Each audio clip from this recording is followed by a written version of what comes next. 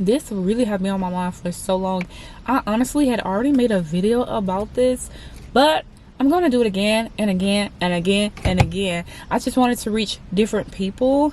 The last video I made probably got like 70 views. It's still on my channel. I will put it on the video on the screen so y'all can watch it if you want to. But I really wanted to do this because I'm 23 and I didn't know that it was a lot of people that were older than me and they felt the same kind of way. Like, I don't feel this way anymore though. So I will, this is a disclaimer, although the video is titled, you know, well, I probably won't title it like that. I probably would just title it If You Feel Behind in Life. But I don't really feel behind in life anymore. But to the people that do, this video is strictly for you. Like I said, I'm 23. I know people who are younger than me feel that way. I know people who are way older than me feel that way. And I used to feel that way. I'm just gonna tell a little bit. I don't want to chirp too much, but I do talk a lot, okay?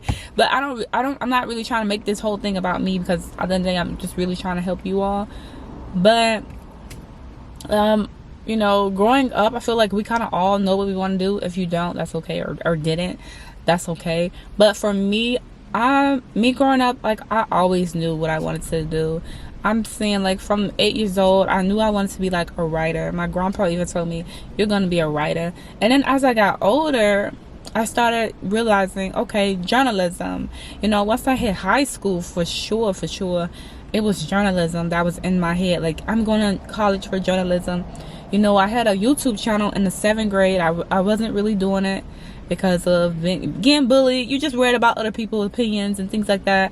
But in high school, for a fact, journalism. I remember this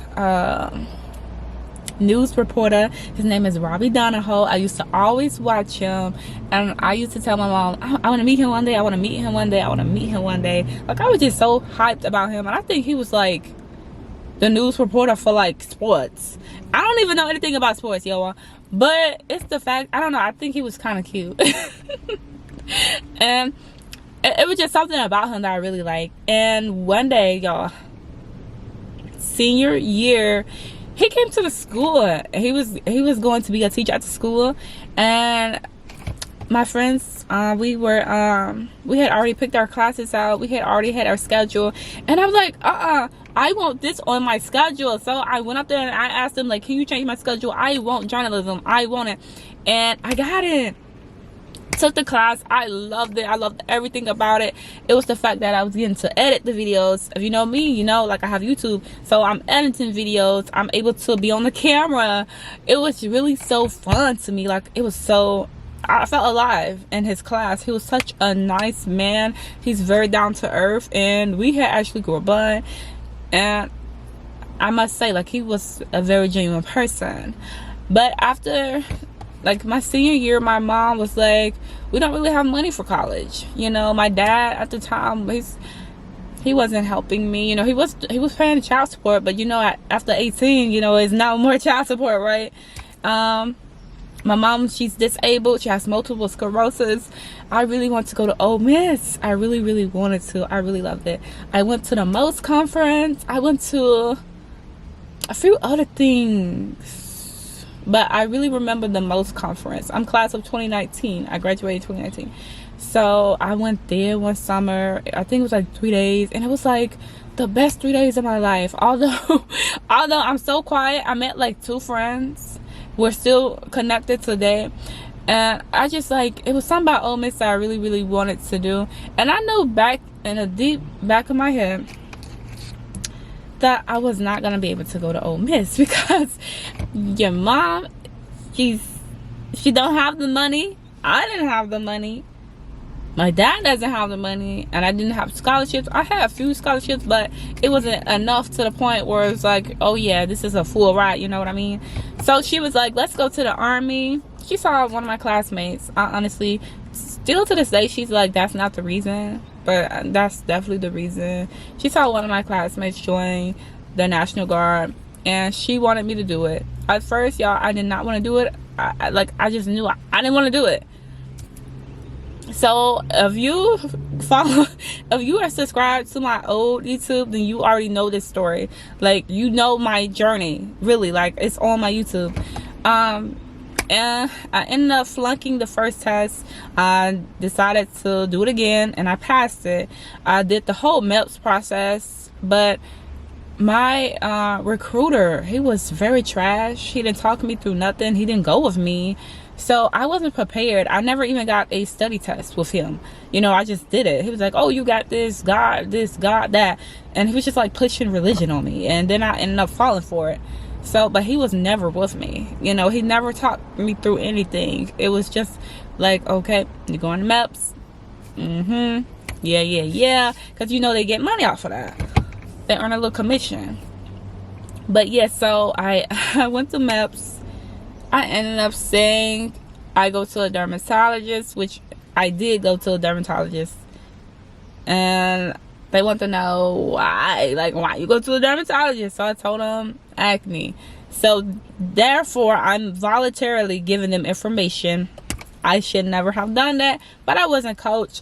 I wasn't groomed, so I didn't know what I was doing. I was, you know, when you're nervous, you just talk. But, you know, like, when you're nervous, don't say nothing, okay? Don't, like, I don't know. No, okay? So, therefore, I was not able to go to the military because apparently you can't have acne or some sort. And people have told me, like, there's ways around it, you know, because what perfect world, you know, and there's no acne. Acne doesn't exist. But that right there took me a whole year. So at that time I was 19 out, so I wasn't in school. I decided to, I was like, you know what, since I can't go to the army, I'm just gonna go to a community college. So I ended up going to community college, y'all. So at this time I'm 19, and even before the community college, I was like really just trying to find myself. I started being a stripper for 3 days. I had lost my grandma. I was sad. I was depressed. And, you know, I was just really being a young teenager when you're just out of high school. You're just trying to figure life out, honestly. I knew in my head I wanted journalism, but my mom told me this, and I was like, I'm off track. So, like I said, I went to school for journalism. I enrolled in a community college for journalism. And then 3 months later, I ended up getting pregnant. And I was like, I can't do it. I was getting morning sickness. So the morning sickness really took over my body. I was doing like 10 hours, a 10-hour shift that really turned into like 4-hour shift. Like, that's how bad the morning sickness was for me. So I had dropped out of college. At the time, I had no idea about GPA. I didn't care that it was, you know, my GPA is ruined. Honestly, that wasn't on my mind. So I started like doing other things. Before I was pregnant, I was doing hair. I was cooking. I was like sewing wigs. I was really like in my bag. So I was doing an entrepreneur thing, but I still wanted to be in college. So once I got pregnant, that kind of stopped. All that extra things that I was doing, it stopped. And my life was just on like a standstill. So I was still working, but it wasn't a lot, you know. And I started my TikTok, and I gained a really large following. But I still kind of felt like dang, I'm not really doing anything. I'm pregnant. I knew I was going to be a single mom. So, you know, I'm 19 years old. I already knew I was going to be a single mom. I knew the child father wasn't going to be there. And so it just kind of made me think like, dang, you know, I'm not good at this whole life thing. I'm not good. You know, I always got bullied in school. For 12 years, I got bullied in school. So I wasn't accepted in school, not being accepted by my child's father. And I really didn't love myself at the time. So, I mean, I felt like life was just like, kind of like, ugh. I wanted to abort my son. I don't know. Like, I knew that I knew it was going to be tough. But I don't even believe in abortion. So I just like the devil was trying to get me in the midst when that was going on. So fast forward, you know, I have my son, and I'm like, I was crying every single day, y'all. I just felt like a failure. I felt like, you know, I'm a single mom. I don't really have nothing to offer my son. I can't offer my son a 2-parent household. And I was like, I'm still trying to find myself. The postpartum kicked in really bad for me, and I was just like, what's going on?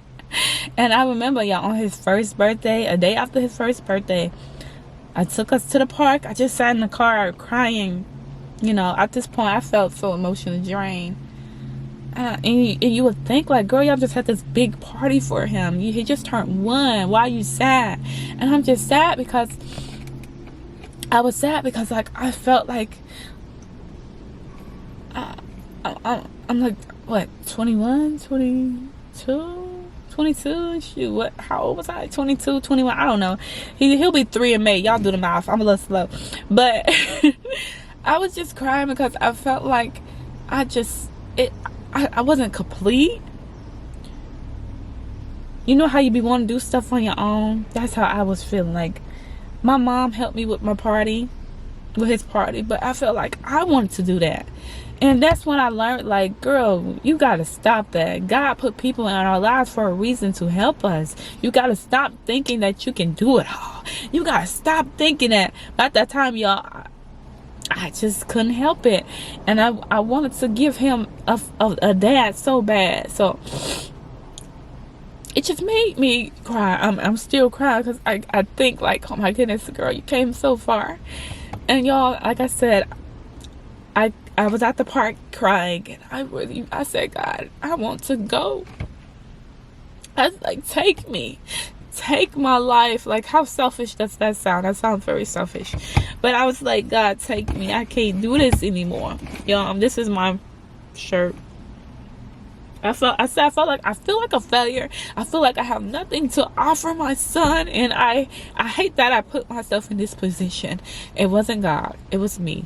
But I said, God, show me something, because I don't know what's my purpose. I don't know what you want me to do. I felt like I was feeling lost. The job that I have, I was a personal caregiver before I had sight and after I had sight. And y'all, later that day or that next morning, I started getting some. I went on TikTok and it said stuff about CNAs and nurses. And I was like, God told me, like, go to school, get back in school and become a CNA. And I'm just like, oh. Everyone, asked me, girl, like, why don't you be a nurse? And I'm like, ooh, no, thank you. I want to be a journalist. That was my thing. Like, I'm going to be a journalist one day. And so that day, or next day, I swear, y'all, I went up to my local job center. I applied to be a CNA. I did the thing. I gave them my work keys. That's what they needed. Your high school diploma. I did that. Next thing I know, I went to the college that I was enrolled at. That was that. So, I did my prereqs. I failed it. I failed my prereqs. I passed my CNAs, all that. Y'all know about that. But my prereqs, I had to take them twice. My anatomy 1, I had to take my anatomy 1 twice. Anatomy 2, I had to take that again. So, I passed some and then passed some. So, but to me, it was beautiful because it was just like, it's a journey. God never said a journey would be very easy. So I really look at it like that way. So let's fast forward to you guys. My thing is that I just told y'all pretty much my story. Want to be a stripper, girl, what? Mom wants you to go to the army. You don't want to go to the army. That throws you off track. You think you want to be a journalist, but God said no, you're not meant to be a journalist. You're meant to be a nurse, which really worked out because if you think about it, content creator to me, I feel like comes in with the journalism, the communication major, because look at Risa Tisa. Did she major in communication journalism? And look at her. So I would be so pissed off if you tell me I got this degree and there's people out there that didn't need a degree and they making all that money, I would be pissed off. So I think like it all worked out. And the beautiful thing is that we're going to cry through this in life. We're going to cry. There's going to be days where we're going to feel like we're not doing this. Something's not adding up. I'm not feeling this, God. What you trying to tell me? Like, God, show me. And the beautiful thing in life is that I'm not going to say life is hard, but it's definitely like it's a game. It's really a game. And I don't want to ever give up. And I don't want you to ever feel like you got to give up. There's been plenty of times where I really wanted to give up. Since school, being in school, getting bullied every single day, people calling you ugly. I've always wanted to give up. I never wanted that to be my life. Just so happened God said, no, let's stick to it for a minute. But life is so beautiful because it's like a game, and you have to just figure it out. You just got to keep going. You got to do what works with you. You try something and it doesn't work, okay, keep going. But it's just like an endless game, and it's okay. Sometimes when we play games we do want to give up, but the good thing about that is that no, let's not give up. Let's keep going. Let's get back on track. Let's talk to God. Let's meditate and let the higher self give us answers. So if you feel like giving up, I want you to know. If you feel like life is just pointless right now, let's go back to the drawing board. Like, let's figure this out. I need you to get silent with yourself and write down things that you like.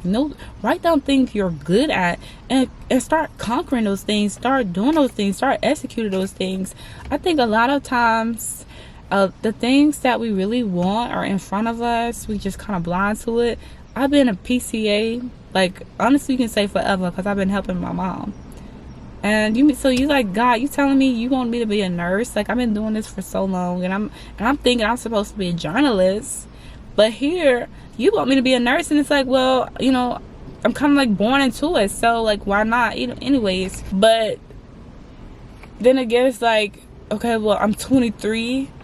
If I only knew this when I was 18, I would have been a nurse by now. But that's how I used to think. But now, like, honestly, I don't care, because there's nurses that are 30 just getting their nursing degree, 40-year-olds, 50-year-olds. So I don't even look at it like that no more. Yeah, my classmates have degrees. That's good for them. They knew what they wanted to do. God, had their he had their vision already planned out, and so everyone is different. All babies are different. All animals are different. We learn at our own speed. We go through things on our own, speed. So don't feel like just because you have these setbacks and this and that life is over and you can't do anything. Like, oh, I don't know my life, I don't know my purpose, I feel like it's not good enough, I feel like I'm not good enough, I feel like I'm behind. No, you're not behind, baby, because this is a marathon. Life is a marathon. And this is a scripture, y'all. It says, I don't know, but okay, like, give it to y'all. But it says, no, dear brothers and sisters, I have not achieved it, but I focus on this one thing, forgetting the past and looking forward to what lies ahead. I press on to reach the end of the race and receive the heavenly prize for which God, through Christ Jesus, is calling us. So, like, yeah, like, it's a marathon. I don't want to look back. I don't want to look back, and I'm looking forward, because I know there's so much that I can achieve if I just keep going. And looking behind, feeling behind, that's not me. I'm not going to compare myself to other people, because when we compare ourselves, what happened? We're operating at a low frequency, and we don't want to do that. So don't compare yourself to other people races. You know, run your own race. That's going to be another video I'm going to make. Run your own race. Stop comparing yourself to other people. You know, when you run your own race, you don't have time to look back and beside you. You know, what happened when you look at Medusa? You know, you're looking back at Medusa. What happened? You turn into stone. You know, so look at it like that, like life. You keep looking back and it's going to freeze. Life is going to end up freezing. And you're not going to be able to look forward. You're going now. Life done froze. So it's like it's over with. So don't ever feel like you're behind in life. Especially if you're keeping going. If you're having that motion, you're picking up the pieces slowly, you're not behind. Because who's to say? Who's to tell you you're behind? You know, if you want to be 50 and you want to go back to school, do that. No, if someone tells you, look at you crazy, like, girl, you're crazy, or boy, you're crazy for even thinking that, you can tell them, yep, yes, I'm crazy, but hey, I like crazy. I love it. You know, I love it. You know, this is for me. This is not for anyone else. So don't let anyone detour you. You know, we're going to all have some setbacks, some minor setbacks. I had a lot of setbacks, you know, got pregnant, all that, you know, getting bullied. But that's not going to stop me from reaching my end goal. You know, that would never stop me. And I don't want you guys to ever feel discouraged. We are on our own paths. And it's so unique because it's for us.